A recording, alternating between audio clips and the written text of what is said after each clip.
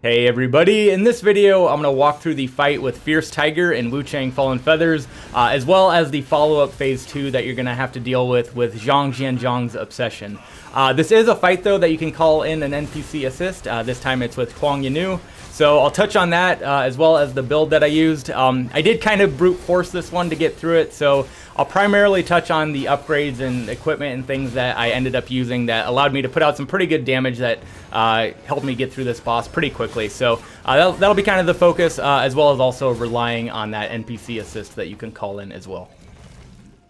Okay, so first off, if you are struggling to get through this boss and you haven't completed the Avian Dwelling and Avian Marsh areas yet, I'd highly recommend going back and doing those. You can find that area by traveling down the path from the refugee camp shrine.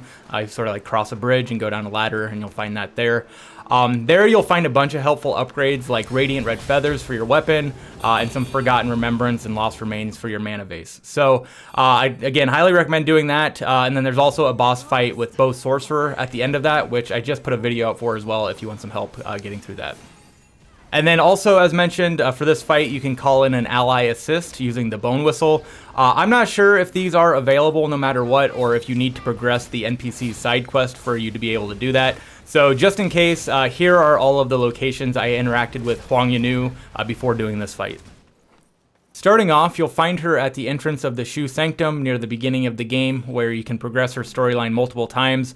First, you'll kind of have an introductory dialogue, and then after you defeat Lu Honglu and get the Trinity Bell, you can give that to her, and then you'll have some follow-up dialogue with her until she eventually says that she's moving to Cloudspire. Thank you.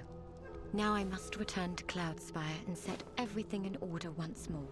So near the Cloudspire Outskirt Shrine, you'll find her in this building where she'll give you the Zhenwu Tome. This can be given to Li, who's found just before you reach the Cloudspire City Shrine. During that conversation with him, he'll give you the Red Mercury Crystal, which you can then return to her, and then she'll move to her next location in Zhenwu Temple. My business is concluded. I must now return to Zhenwu Temple. There will be the last encounter with her before the fight. As you make your way through all the buildings within Zhenwu Temple, you'll find her sitting at the bottom of these stairs. Ah, it's you. Please pay no mind to the blood. Okay, so with that all out of the way, going through my items and equipment. So sticking with the Lashing Whip Longsword still at +8. So again, utilizing those Radiant Red Feathers. And then for my armor, this is a lightning attack based boss, so went with lightning mitigation, as you can see here. Basically just picking out all of the items that had my highest paralysis mitigation, which were these 4 pieces. So I've got those. And then in terms of pendants, starting with the most important one probably is the Dracolich pendant. This boss does have a roar attack, or sort of one of those stun attacks where you've got to smash the B button or the dodge button to get out of that. So this will negate that, which makes this fight a lot easier, not having to deal with that, and allows you to kind of get in more attacks. So that is a really important pendant. And then the other 2, you can kind of use at your discretion, but I had this one as well as this one just for some additional damage. And then for spells, I kind of stuck with my weapon damage, so didn't really rely on spells for this fight. And then finally, wrapping things up, I was level 62 when I did this fight, and I'll just kind of show you all of my stats here.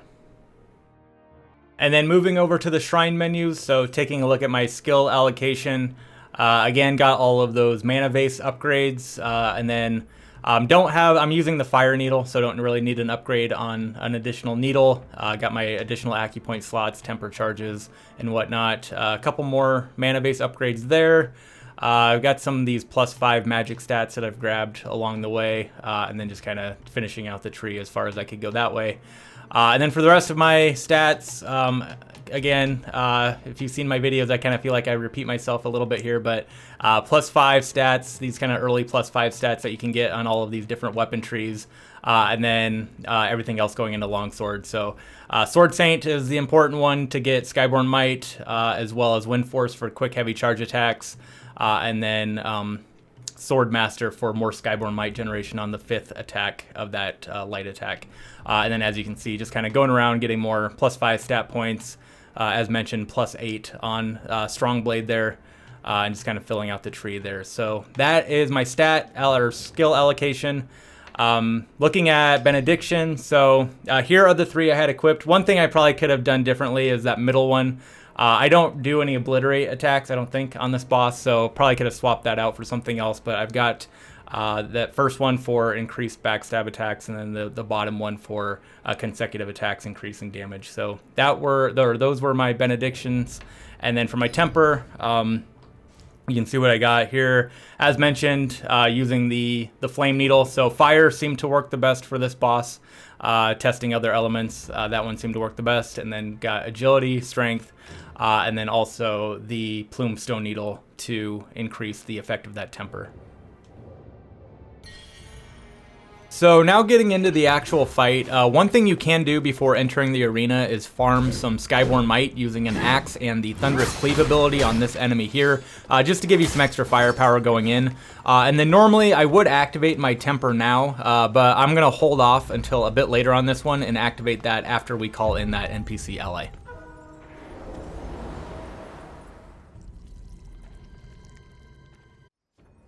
Right off the bat, he always seems to start with this charged attack, and if you can dodge that and then quickly back away, it should give you enough time to use that bone whistle to immediately call in Huang Jian'e. It does have a bit of a long cast time though, so depending on what attack he follows up with, you might have to eat a little bit of damage and sacrifice a mana base use. But after that's active, really all we want to do at this point is just back away and then try and get near our NPC ally to get the boss to refocus his attention on her. With some distance between the boss, that's also where I finally got my temper active. Normally I would wait until he aggroes onto the NPC to do that, but I thought I had an opportunity there, so I went with it. But here he finally starts to attack our ally, so this is where we want to go in and start doing as much damage as possible. You can see I've got quite a bit of Skyborn Might saved up, so I want to try and get behind him and dump as much of that onto him as I can. As you can tell though, you may have to kind of chase him around a bit, but eventually you should get an attempt where he stands still for a good chunk of time to get in a really nice amount of damage. This is also where that Dracolich pendant comes into play, as I'm not being affected by that roaring stun attack, which allows me just to continue hitting him while he does that. And as mentioned, this is sort of a brute force method, and it may take a couple tries to get a run that looks like this, but eventually you should get something like this where you can just kind of get behind him while he focuses on the NPC ally, allowing you to dump a ton of damage on him.